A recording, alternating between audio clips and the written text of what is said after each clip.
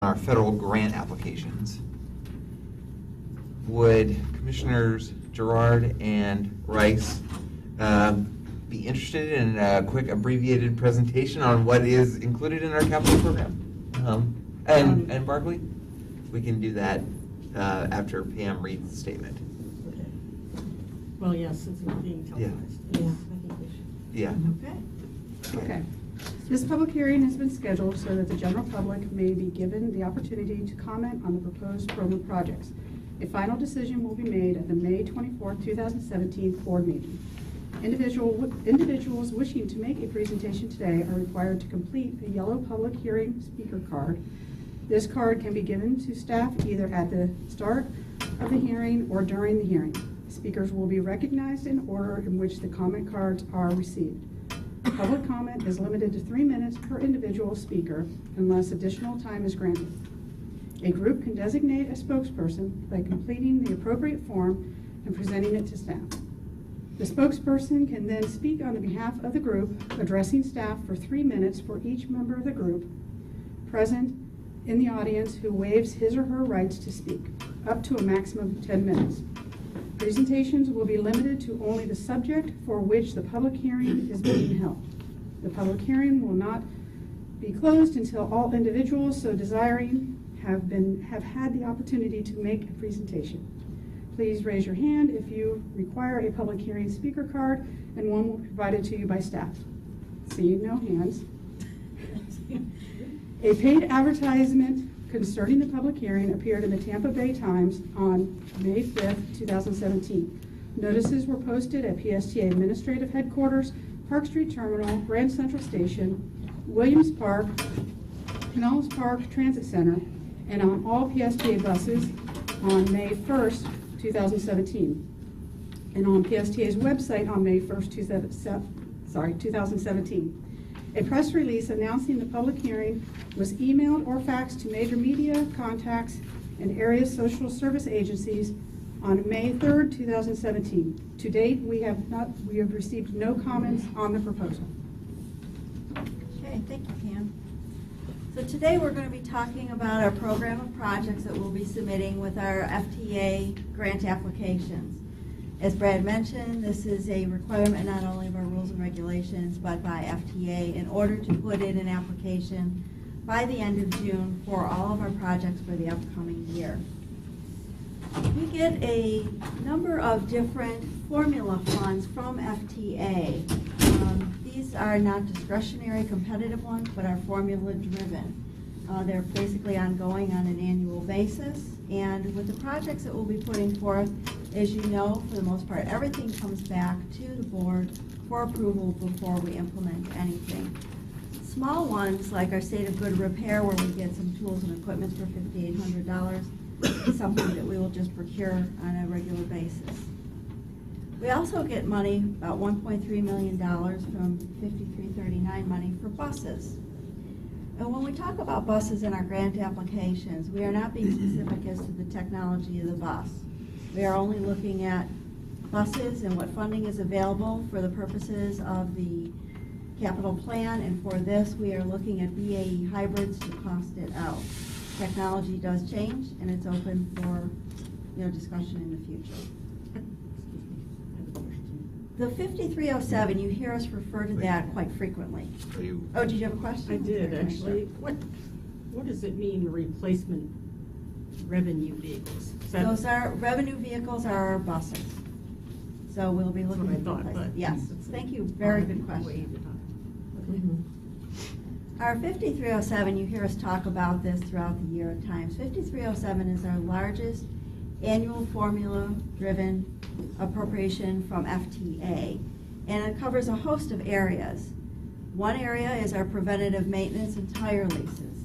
The monies that we've had set aside in this over the last number of years has not changed.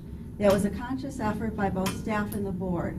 These monies could otherwise be used towards capital, but we have held it steady in order to be able to build our funds for the capital side of the house.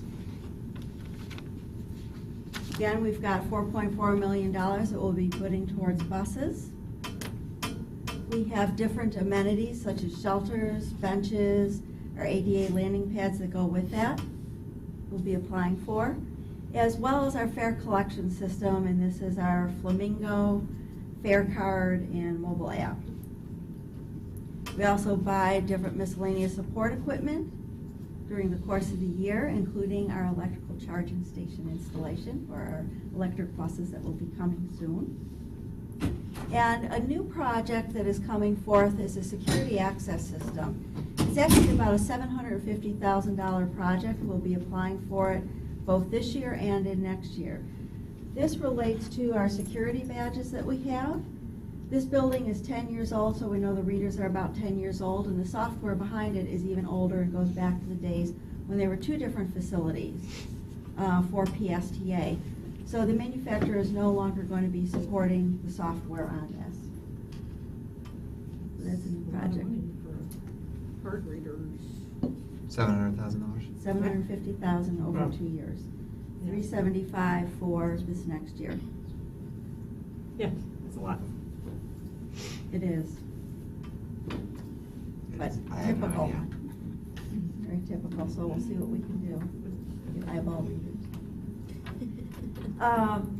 We have money set aside for short-range planning for all the innovative things that planning does.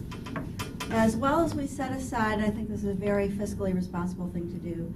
Out of each grant, we set aside a small amount of money, about $250,000 for contingency. Those are for the projects that come up that were unanticipated, or for a project whose budget was not appropriately designed in the first place. We also have money set aside for our planners and anyone working on different grants, as well as training dollars.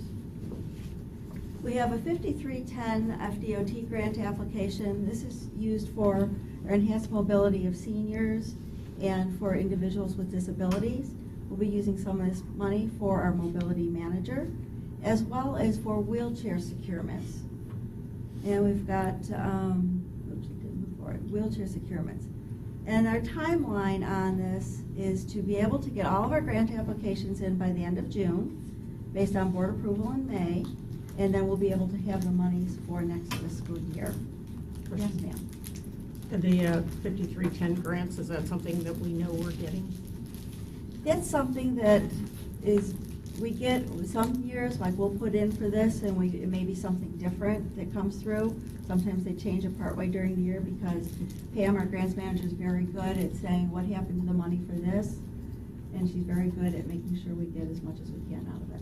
The state of Florida gets it every year by formula, and then FDOT allocates the money however they see fit. That's-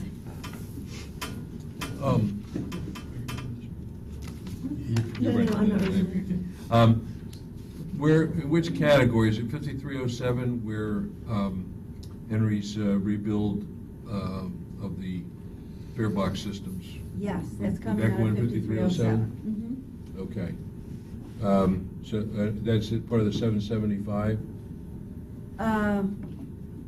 Actually, the rebuild of the fare boxes is already in prior year grants. Okay, so it's not That's all even- taken care of. Okay, fine.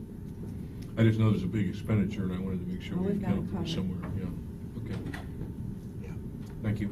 You're welcome. Are there any other questions regarding the program of projects? If not, this will become an action item at the board this month.